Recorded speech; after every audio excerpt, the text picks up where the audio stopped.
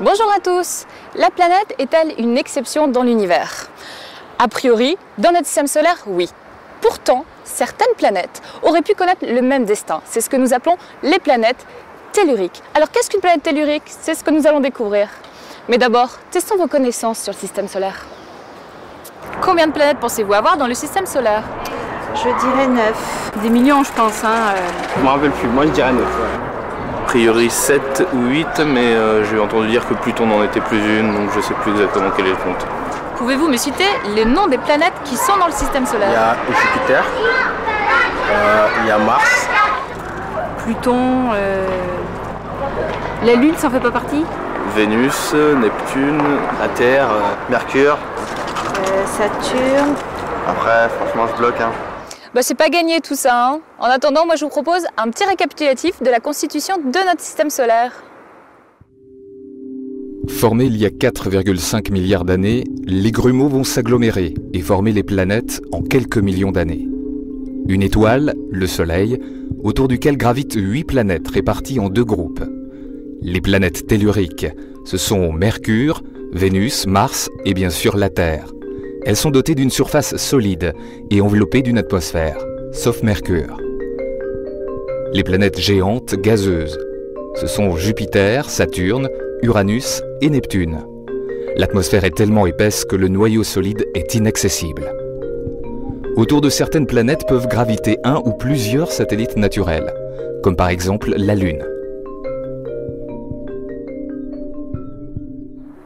D'accord, donc si j'ai bien compris, la Terre, Mars, Mercure, Vénus ont été formés ensemble et avec des composants identiques. Pourrait-on envisager y vivre un jour? Sont-elles semblables pour autant? Voici les résultats de notre enquête. Mercure, pas d'atmosphère, température moins 220 à 430 degrés Celsius. Vénus, plus de 450 degrés, de jour comme de nuit. Sur Mars, la température dépasse les 0 degrés l'après-midi, mais descend à moins 90 degrés la nuit. Sur Terre, la température permet la présence d'eau liquide. On va peut-être rester sur Terre alors. Les planètes telluriques sont nées avec exactement les mêmes composants. Pourtant, elles ont subi au fur et à mesure des années des destins complètement différents. Mercure, perte de l'atmosphère. Vénus, une Terre qui a surchauffé. Mars, après un bon départ, un désert froid et sec. La Terre, climat toujours clément pour présence d'eau liquide.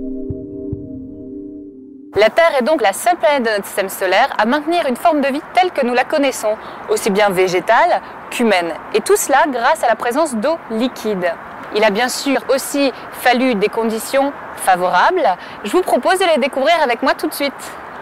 Pour que la vie existe, il faut de l'eau liquide, donc une température comprise entre 0 et 100 degrés Celsius. Pour cela, il faudra que la planète soit située dans une zone de vie. Il y a 3 milliards d'années, seules 3 planètes sur les 8 du système solaire, la Terre, Mars et peut-être Vénus, étaient éligibles. Seule la Terre a réussi à conserver son eau liquide. La zone de vie n'est donc pas suffisante. Vénus. Si on est un peu trop proche du Soleil, le climat menace de devenir instable et on risque de perdre son eau dans l'espace. La Terre. Pour maintenir l'eau liquide et la vie, il faut une géologie active, capable de régénérer l'atmosphère. Et ajuster son effet de serre est peut-être indispensable. Mars. Il ne sert à rien de naître dans la zone habitable si l'on perd 99% de son atmosphère. Il ne faut pas être trop petit. La Terre est donc une exception dans notre système solaire, mais est-elle une exception dans l'univers? Toujours pas de réponse. Nous avons donc rencontré François Forger. En fait, on sait depuis quelques années, pas si longtemps que ça, depuis 1995, on a commencé à découvrir des planètes autour des autres étoiles, et on en a maintenant découvert des centaines. Alors ce sont surtout des planètes géantes, mais on commence à découvrir des plus petites planètes, des super-terres. Très bientôt, on va pouvoir découvrir des terres, et en fait, si on analyse toutes ces observations, on se rend compte que il est très probable qu'autour de presque toutes les étoiles, il y ait des planètes, des petites planètes telluriques un peu comme la Terre, et très probablement un très grand nombre d'étoiles où il y aura des planètes qui seront à la bonne distance, où probablement les températures seront bonnes.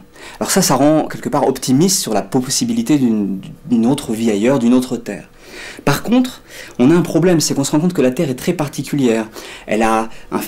Tout son climat a été stabilisé par un mécanisme géologique qu'on appelle la tectonique des plaques. On se rend compte que la Lune a stabilisé le climat. On se rend compte qu'elle est dans un système solaire, un système stellaire, on va dire, très particulier, où toutes les orbites sont très circulaires. Or, les autres systèmes planétaires qu'on a observés sont pas comme ça. Il y a beaucoup de planètes géantes qui sont là où est la Terre, des planètes géantes qui ont des orbites extrêmement excentriques qui auraient détruit la Terre.